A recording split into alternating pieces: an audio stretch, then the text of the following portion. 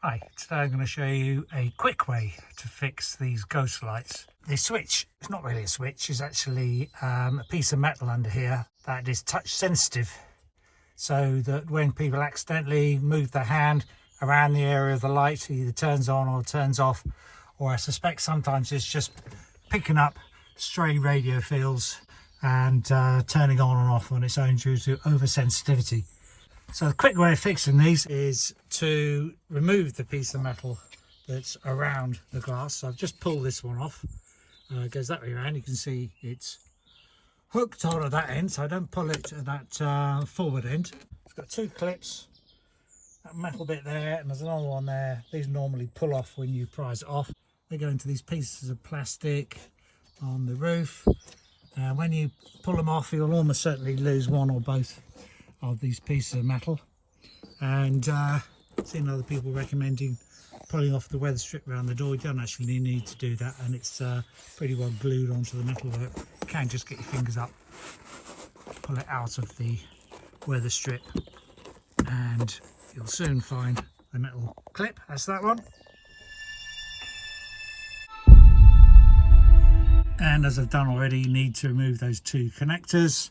This one has a little push down bit on the end. See that moving there? You need to push that down at that end to pull it out. That one will lever out with a couple of fingers either side. And then, having already done the other side with a fairly quick method, that's the piece of metal that I pulled out of it to stop it being touch sensitive.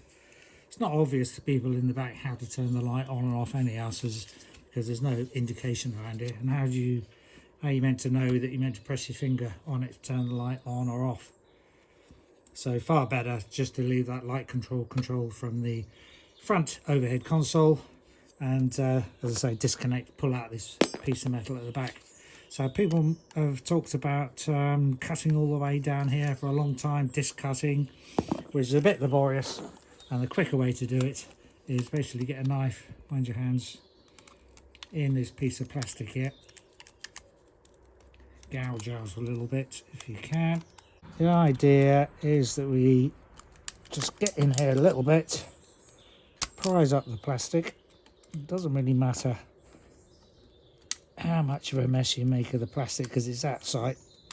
If you can make one little hole like that, then you can get something blunter. I'm going to get my screwdriver in there.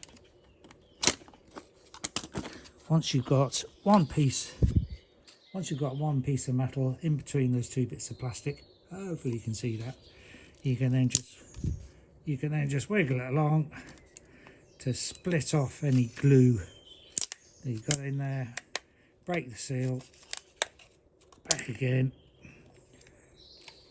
Probably best to do the other side as well, so you don't have to apply too much levering force. Now if you're using a knife, of course, watch you don't slip and cut your fingers. A little bit of a wiggle. Get in that first, that's actually a little bit blunt, must have snapped the end off it.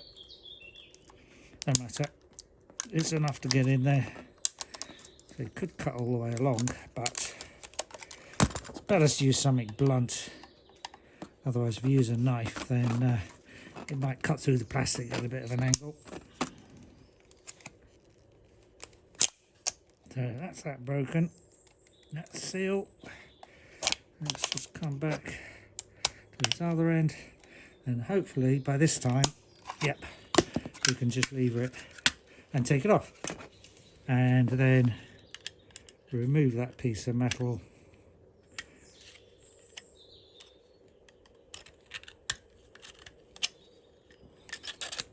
And there's no chance of that accidentally triggering a light coming on by people putting their hand near it.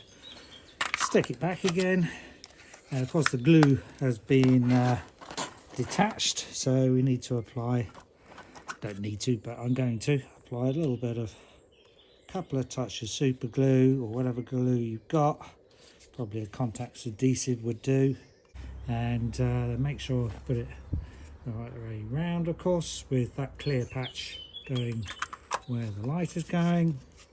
That's going to take a little while to set, so shortcut that. I'm going to use a bit of cloth tape, black, nice and flexible. Stick that on. As I say, it doesn't really matter too much what this looks like because it's all out of sight, but that holds it nicely. You could just use this. Same the other side, a bit short that one, but it doesn't really matter. And then pop it back in the cart. Make sure these clips are on and make sure that they go in the holes.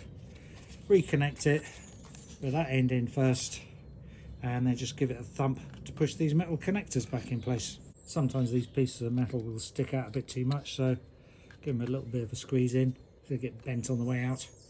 And that's it, job done. It's a pretty quick job actually. If they ever do come on again, then the only possibility is they're coming on via the front console touch sensitive switch again, which might be overly sensitive. You might perhaps move your head over the switch area and might turn it on, so watch out for that. And if that happens, then probably you could bend some pieces of metal away in that front console switch. Anyhow, thanks for watching, and good luck with yours. If you like, please thumbs up. If you want to see some other Fisker Ocean DIY videos, then please subscribe and click on the bell button to be notified. Cheers, thanks, bye.